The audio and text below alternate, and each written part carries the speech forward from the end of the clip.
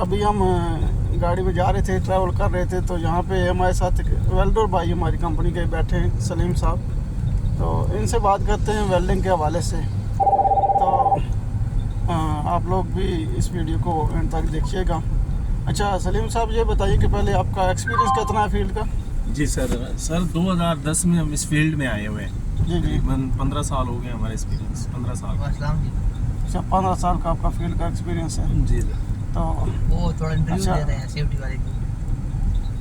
ठीक हो गया। फिर ये बताइए कि आप सबसे पहले फिर बात तो जब आप वेल्डिंग का काम स्टार्ट करने जाते हैं, जी सर, ठीक है, आप कहीं पे एक्टिविटी करना है आपने, जी तो सर। उसके लिए आप क्या जाना, सेफ्टी की रिक्वायरमेंट आप वहाँ पे क्या पूरी करते हैं, क्या फुलफिल करते हैं? जी सर, बिल्कुल सर। हम पहले तो जाके अपनी मशीन को देखेंगे, ठीक है। ठीक है, मशीन की लीडों को देखेंगे, और ज़ाहिर बात है कि मतलब कोई खराबी तो नहीं, कोई डैमेज तो नहीं है कहीं। अगर वो डैमेज नहीं होगी तो फिर हम अपने कवर आल देखेंगे पहले, फिर सेफ्टी कवर लगाएंगे। कवर ऑल कौन सा आपका होना चाहिए? ये जो FRC FRC जो होती है, FRC फायर हाँ जी, असिस्टेंट ये क्लॉथ होनी चाहिए। और कवर आल होना, वो कवर आल नहीं होता जी, जी कवर ऑल होता है, FRC होता है वो भी। FRC होता है कवर आल। और सर कट होना मैंने भूल गया ना। हाँ, अच्छा, आपका FRC यूनिफॉर्म होना चाहिए, ठीक है। उसके साथ में आपके पूरे जो फुल पीपीज है, लेदर ग्लव्स आपके होने चाहिए, लॉन्ग स्लीव्स वाले, ठीक है, जो आप पहनते हैं, जो हमने एज अ सेफ्टी आपको रिकमेंड करते हैं, हम उसको इन्फोर्स करते हैं, ठीक है। आपका जो है ना फेस शील्ड होना चाहिए, वेल्डिंग हुड होना चाहिए आपको, ठीक है, वेल्डिंग हुड आपने पहनना होता है, जी जी, ठीक है, ये आपका हो गया। इसके अलावा आपका जो है ना यूनिफॉर्म से को डैमेज होने से बचाने के लिए आपने जो है एप्रॉन लाजमी यूज़ करना, एप्रॉन लाजमी यूज़ करना होता है, ठीक है। जी जी। और ये चीज़ें आपकी जो ना पीपीज में आ गई। जब आप ग्राइंडिंग कटने वगैरह कर रहे होते हैं तो वहाँ पे आपने फेस शील्ड का इस्तेमाल करना है, और उसके नीचे आपने जो है ना सेफ्टी ग्लासेस भी लाजमी पहननी होती हैं। सेफ्टी ग्लासेस आपका आई प्रोटेक्शन होती है, और फेस शील्ड जो आप पहनते हैं ये आपका फेस प्रोटेक्शन होता है, जी जी, ठीक है। लेकिन ये वेल्डिंग करते हुए आप लोग ये चीज़ नहीं पहन सकते, आपने वहाँ पे वेल्डिंग वुड का इस्तेमाल करना होता है जब आप वेल्डिंग वगैरह कर रहे हैं तो, जी जी, ठीक है। ऐसे सर। अच्छा, ये आपके पीपीज हो गए वहाँ पे। वेल्डिंग मशीन में आपने बताया कि आप उसका क्या चेक करते हैं, वेल्डिंग मशीन की फिजिकल कंडीशन, आप उसकी इंस्पेक्शन करते हैं, ठीक है। जी सर। उसकी जो एक्सटेंशन लीड्स वगैरह हैं आप उसकी इंस्पेक्शन करते हैं, ठीक है। जी सर। उसका जो क्लिप होता है, ठीक है, हाँ जी, उसका वो लूजिंग तो नहीं है, हाँ, वो उसका आप इंस्पेक्शन करते हैं, चेक करते हैं, उसको डैमेज वगैरह किसी किस्म नहीं होना चाहिए। और इसके अलावा जो आपके साथ ये राड ओवन, ठीक है, राड को गर्म रखने के लिए ओवन होता है, उसका कोई आपको इन्फॉर्मेशन है कि उसका टेम्परेचर वगैरह क्या होना चाहिए, कैसा हो? सर वो उसका टेम्परेचर मुख्तलिफ होता है। अब राड की जो अब रिक्वायरमेंट होती है, जैसे 3 मिली का राड होता है, 2 मिली का राड होता है, 4 मिली का राड होता है जी, उसकी फिर उस हिसाब से टेम्परेचर रखना पड़ता है, ठीक है। जैसे अपना 100 भी होता है, 90 भी होता है, 80 भी होता है, 50 भी होता है, 40 भी होता है, मुख्तलिफ एक टेम्परेचर होता है, और पोजीशन के साथ हिसाब से वो टेम्परेचर रखा जाता है, ठीक जी। अच्छा, वेल्डिंग जो ओवन है उसके बारे में ये आप बता रहे हैं। तो इसके अलावा आपका जो सेफ्टी का रिक्वायरमेंट, आपने वहाँ पे जो है ना फायर वॉचर आपका वहाँ पे होना चाहिए, ज़रूरी एक्टिविटी के दौरान में। उसके साथ क्या इक्विपमेंट होंगे? फायर ब्लैंकेट वो साथ में रखेगा, फायर एक्सटिंग्विशर रखेगा, ठीक है, साथ में वो रखेगा। एरिया से पहले हाउस कीपिंग करेगा एक्टिविटी स्टार्ट होने से पहले, ताकि वहाँ पे कोई फायर हैज़ार्ड ना रहे, आग का खतरा ना रहे जी। ये चीज़ें आपने देख लेनी। अच्छा, वेल्डिंग में आप ये बताएंगे, वेल्डिंग मशीन जो है ना, इसका वोल्टेज कितने होते हैं तकरीबन? 220 होता है, 380 होता है, कितना? ये बिल्कुल ये सही सवाल है आपका सर। इसका 220 भी होता है, 3 भी होता है, 380, हाँ जी, ये भी होता है। और देखें ना, अब जैसे 3 फेस है उसका और अलग एम्पेयर होते हैं, सिंगल फेस के अलग एम्पेयर होते हैं। सिंगल फेज में कितना होता है? सिंगल फेस से कम मेरे ख्याल 2 तक होता है, 220 तक? हाँ, 220 तक होता है। अच्छा, 220 से ऊपर हो गया तो क्या होता है? वो फिर 3 फेस में, 2 फेस में, 3 फेस में चला जाता है।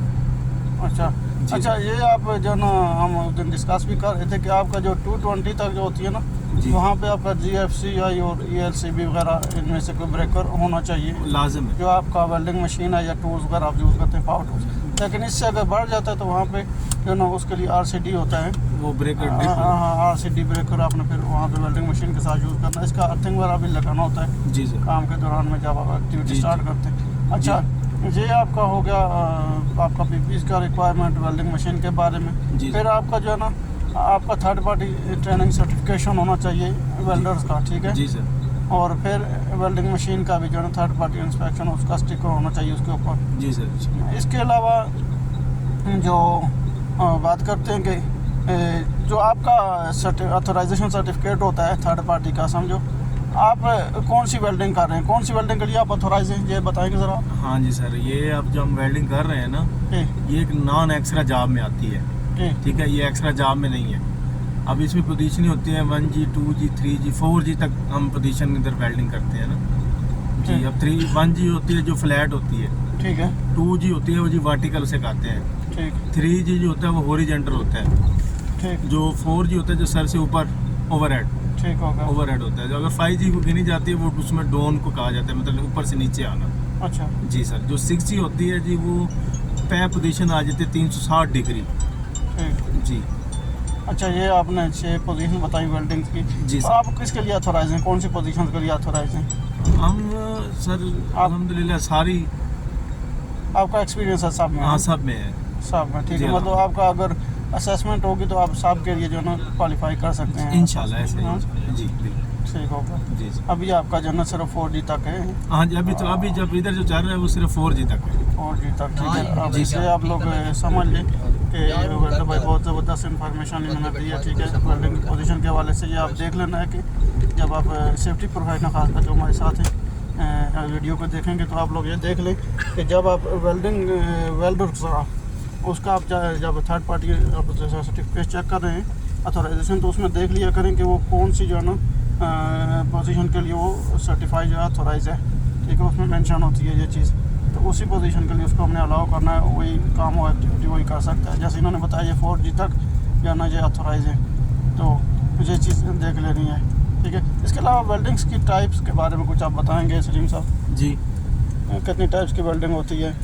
सर ये मुख्तलिफ वेल्डिंग होती हैं। अब आर्क होती है, आर्गन होती है, CO2 होती है, गैस वेल्डिंग होती है, अच्छा, मतलब मुख्तलिफ है। साथ साथ में आप ये बताते जाएं, जैसे आर्क वेल्डिंग का आपने बताया, आर्क वेल्डिंग ये जो ना ये इलेक्ट्रिसिटी बिजली से, जी जी सर, इसमें बिजली इलेक्ट्रिसिटी है, इसमें वेल्डिंग कटिंग दोनों होती है जी। वेल्डिंग कटिंग दोनों, आर्क वेल्डिंग या आर्क कटिंग दोनों, इसमें दोनों हो जाती है, दोनों, ठीक है। ये हो गया। दूसरा आपने क्या बताया? आर्गन। आर्गन जी। आर्गन से क्या होता है? वेल्डिंग कटिंग दोनों होती है? सिर्फ वेल्डिंग? सिर्फ वेल्डिंग, सिर्फ वेल्डिंग, ठीक है। ये आप लोग देख लें, ये मुझे ये मिल गए थे माशाल्लाह, बहुत अच्छा नॉलेज इनसे मिल रहा है कि आर्गन जो है वो सिर्फ वेल्डिंग होती है, उससे आर्गन गैस, ठीक है, जो ग्रे कलर का शायद सिलेंडर होता है इसका है जी। तो उसमें जो है ना आप लोग सिर्फ वेल्डिंग कर सकते हैं, ठीक है, उसमें उससे कटिंग नहीं होती। अच्छा, और कौन सा बताया आपने? और CO2 होती है जी, वो भी गैस वेल्डिंग होती है, उसमें भी सिर्फ ऑलरेडी वेल्डिंग होती है, गुंजाइश होती है कटिंग की, पर नहीं हो सकती क्योंकि वायर होती है, वो सिर्फ वेल्डिंग होती है, उसे मिग कहा जाता है, मिग वेल्डिंग। अच्छा, ये चीज़ आप मेंशन करें। अच्छा, इसके साथ आपको मैं बता दूं, ये जो आप आर्गन यूज़ करते हैं, इसके साथ में आप CO2 सिलेंडर भी यूज़ करते हैं या सिर्फ आर्गन होती है? नहीं, सिर्फ आर्गन, सिर्फ आर्गन। CO2 सिर्फ CO2 होती है, इसके साथ दूसरी कोई गैस नहीं होती है जी, बिल्कुल, ठीक है।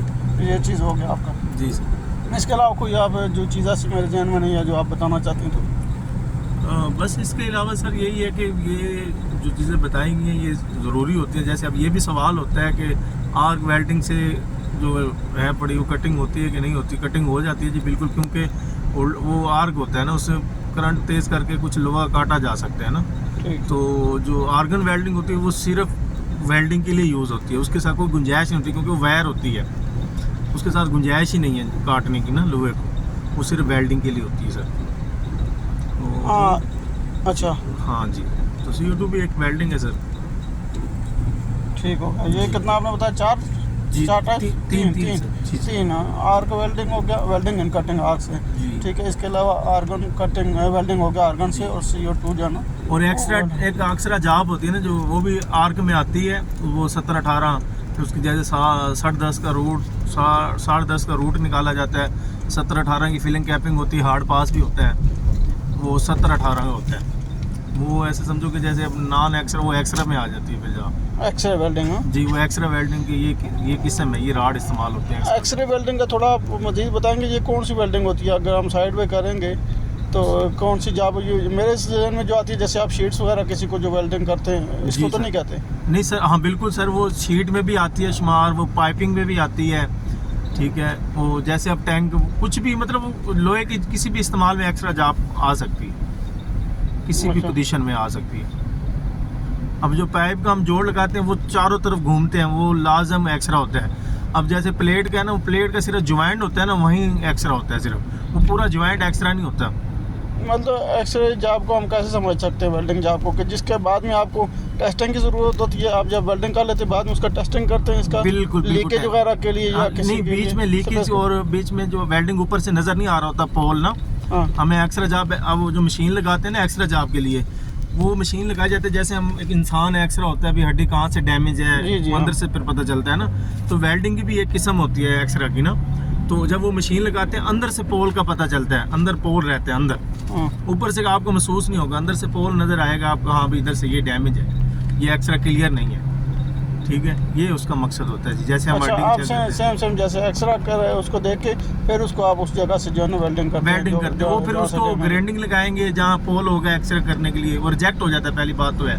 फिर उसको दोबारा पास करने के लिए उसको फिर फिनिश करना पड़ता है, ग्राइंडिंग लगानी पड़ती है, उसको रगड़ना पड़ता है, फिर उसको व्हील लगानी पड़ती है गहरी दोबारा से, फिर एक्सरे से फिर रूट निकालना पड़ता है दोबारा। अच्छा ये होगा। अच्छा, इसके अलावा आप ये बताएंगे कि आप जब जो हम बात कर लेते हैं, जो कॉम्प्लेक्स गैस सिलेंडर आप लोग यूज़ करते हैं, जैसे हम बताया आर्गन, CO2 वगैरह, ठीक है, ऑक्सीजन के, तो इसको आपने स्टोर कैसे करना है या इसको ट्रांसपोर्ट कैसे करना है, ये भी एक सेफ्टी का हमारा क्वेश्चन होता है। इसके बारे में आप कुछ बताएंगे? सर जैसे अब CO2 का सिलेंडर है, अब ऑलरेडी उसको हम मतलब कहते हैं ज़मीन पे लिटा नहीं सकते, ठीक है, ठीक है। उसका एक स्टैंड होता है, ठीक है, हाँ, उसको ट्रॉली में स्टैंड, रखना हाँ, चाहिए। ट्रॉली होती है, उसको ट्रॉली में खड़ा करना पड़ता है वर्टिकल की पोजीशन में, हाँ जी। ठीक है। उसको लिटा नहीं सकते, ठीक है, वो लाजम उसके लिए सेफ्टी करनी पड़ती है जी। उसको आपने क्या करना है कि ट्राली में गेज में रख के उसको, जी एक गेज भी होता है इसमें, समझो ट्राली के अंदर रख के गेज में रख के फिर उसको आप जो ना, या फिर सिर्फ गेज में भी आप रख सकते हैं, लेकिन उसको आपने सिक्योर करना है, लाजम ज़रूरी है, सिक्योर मतलब चेन से जो उससे आपने उसको बांधना है, बिल्कुल ठीक ज़रूरी है। है। और इनके ऊपर हमेशा आपने उसको जो कैप लगा के रखनी है, उसके ऊपर जो ढक्कन होता है कवर, वो जी, लगा के रखना होता है उस पर। जब इस्तेमाल नहीं करना होता फिर जब गेज खोल लेते हैं फिर वो सेफ्टी कवर लगाना पड़ता है। जब इस्तेमाल करना होगा वो सेफ्टी कवर हटा के गेज हटा के उसको लगाएंगे। जी सर, ये हो गया, ठीक है। इसी तरह जो सिलेंडर जो मुख्तलिफ है ना, इनको आप सेग्रीगेट करके रखेंगे, अलग अलग रखेंगे, अलग अलग गेज में अलग अलग स्टोर करेंगे इसको, ठीक है। उसको आपने ज़मीन पे नहीं लिटा के रखना, वर्टिकल पोजीशन में रखना। कोई भी सिलेंडर है सर, देखें वो ज़रूरी नहीं कि CO2 हो, कोई भी ऑक्सीजन का सिलेंडर है, कोई भी सिलेंडर आपने इस्तेमाल करना है वो वर्टिकल की सूरत में खड़ा कर सकते हैं सेफ्टी।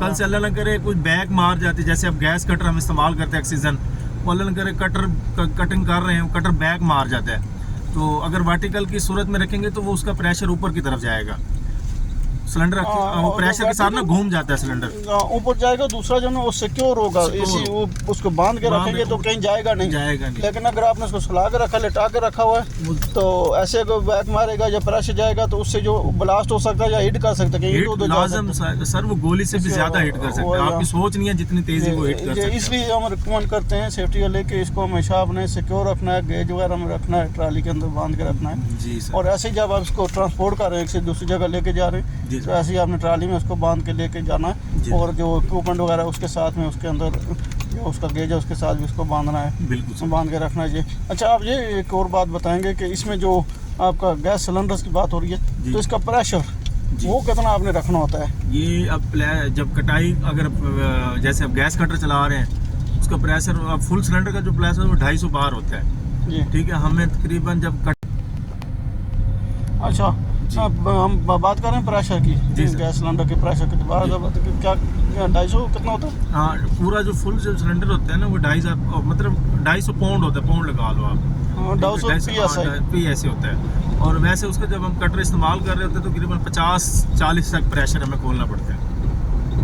अच्छा, हाँ जी, इतना सेफ होता है ये? इतना तकरीबन ये थिकनेस के मुताबिक सर जी प्रेशर देना पड़ता है ना सर। अच्छा, अब जैसे 2 मैक्सिमम मतलब सेफ्टी की हद से आप कितना करते हैं? मैक्सिमम 50 से ऊपर नहीं जाता है। 50 PSI किसकी बात कर रहे हैं आप? आर्गन सिलेंडर की या गैस CO2? गैस आर्गन के ऑक्सीजन जी।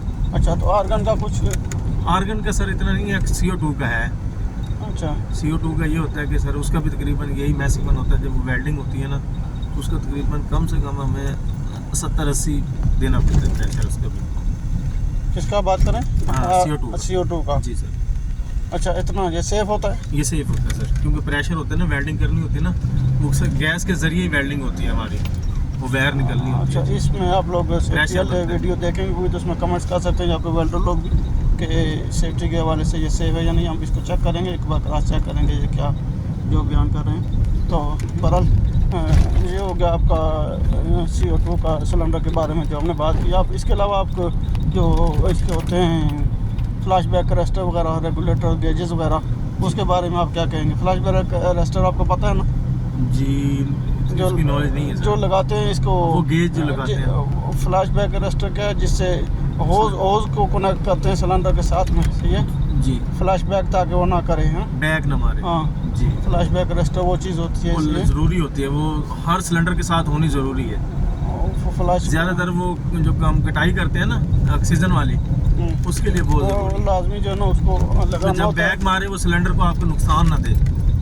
फिर वेब चेक जो होना चाहिए, ठीक है, एक उसके साथ छोटी सी आती है चेन सी जो होज और सिलेंडर के गेज के साथ में दोनों को अटैच करती है, ताकि अगर वो निकल भी जाए जी सर। तो फिर जो है ना होज कहीं इधर नहीं जाएगा, उसको वो आप लोगों ने यूज़ करना है, जी ठीक है। गेज भी आप लोगों ने उसका देखते रहना होगा, ऐसे ही है कि जो उसका प्रेशर है जी। वो जो ना एज पर जो आपको रिक्वायर्ड है वो उतना ही है, या उसका ओवर नहीं होना चाहिए, या जो आप देखें, आपको अब CO2 की एक नॉलेज और बता रहे हैं, जो CO2 सिलेंडर होता है ना उसके साथ गेज लगी होती है, तो वो गेज इलेक्ट्रिक